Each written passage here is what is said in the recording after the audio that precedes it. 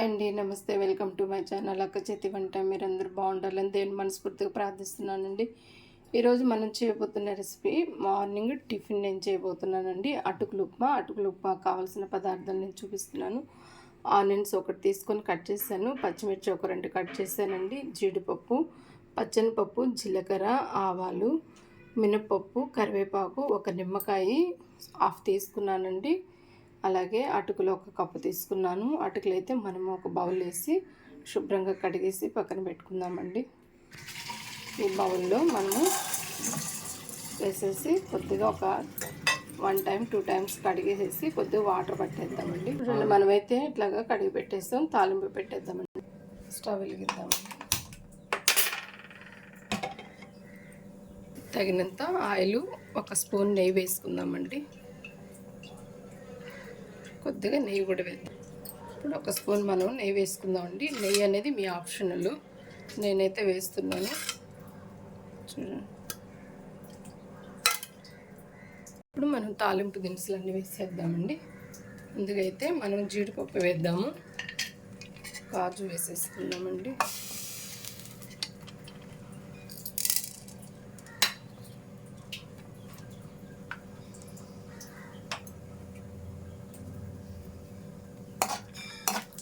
కొద్దిగా అలా ఫ్రై అయిన తర్వాత తాలింపు దినుసులు కూడా వేసేద్దామండి.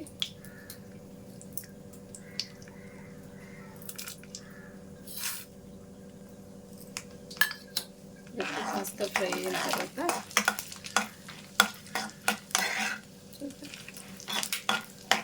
ఇప్పుడు మనము ఆనియన్స్ వేసేసుకుందాం. చూడండి, ఆవాలు మనకు చిట్టుపట్లాడుతున్నాయి. ఇప్పుడు మనం ఆనియన్స్ వేసేద్దాం. ఇది మనకు కొద్దిగా ఫ్రై అయ్యేదాకా గోల్డెన్ కలర్ కొద్దిగా రావాలండి. మనకి నెయ్యి వేసేటప్పటికి ఎంత కమ్మటి వాసన వస్తుందోనండి. నెయ్యి అనేది కంపల్సరిగా వేసుకుంటే బాగుంటుంది. ఇప్పుడు ఇందులో మనము కరివేపాకు వేసేద్దామండి.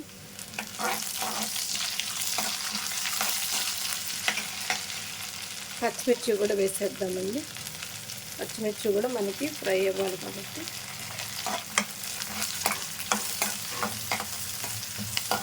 చూడండి, మనకైతే బాగా ఫ్రై అయిపోయినాయి అన్నీ. ఇప్పుడు ఇందులోనే మనం కొంచెం పసుపు వేసుకుందామండి, తగినంత వేసుకుందాం.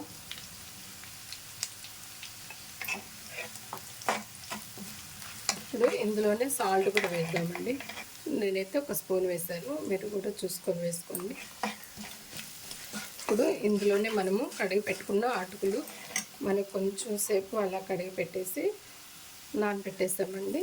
దాన్ని మనం గట్టిగా నీళ్ళను వంపేసేసి ఇలా వేసేసుకుంటుంది.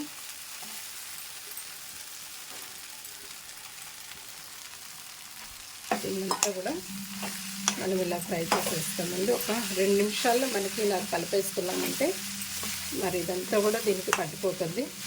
మీరు మళ్ళీ కూడా ఒకసారి ఉప్పు చూసుకొని మళ్ళీ వేసుకోండి. అటుకులు ఉప్మా అంటేనే చాలా ఇష్టపడతారు పిల్లలు కానీ పెద్దవాళ్ళు కానీ. అందులో కాస్తంత నిమ్మకాయ పిండుకొని తిన్నామంటే దాని టేస్టే వేరండి. కానీ ఖచ్చితంగా మీరు నెయ్యి మాత్రం వేసుకోండి. నెయ్యి వేసిన దానివల్ల చాలా కమ్మదనం అనిపిస్తుంది. చూడండి, చివరిగా మనకైతే ఒక 2 నిమిషాలు ఫ్రై అయిపోయింది.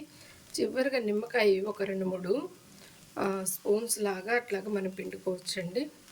మీ ఆప్షనల్, మీ ఇష్టము. నేనైతే తగినంత పిండుకున్నాను.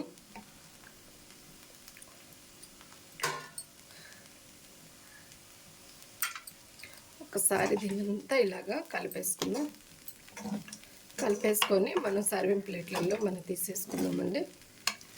ఇంత ఫ్రెండ్స్, మన యొక్క అటుకులు ఉప్మా మనకు రెడీ అయిపోయింది.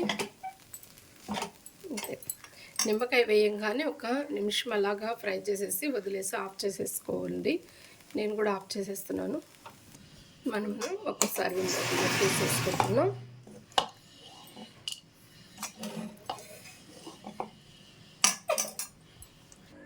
ఇది ఫ్రెండ్స్, మన అటుకులు ఉప్మా రెడీ అయిపోయింది. చూసారా ఎంత కలర్ఫుల్గా, ఎంత బాగుందో. మీకు నచ్చినట్లయితే లైక్ చేయండి, షేర్ చేయండి, సబ్స్క్రైబ్ చేసుకోండి ఫ్రెండ్స్. నమస్తే ఫ్రెండ్స్, బాయ్.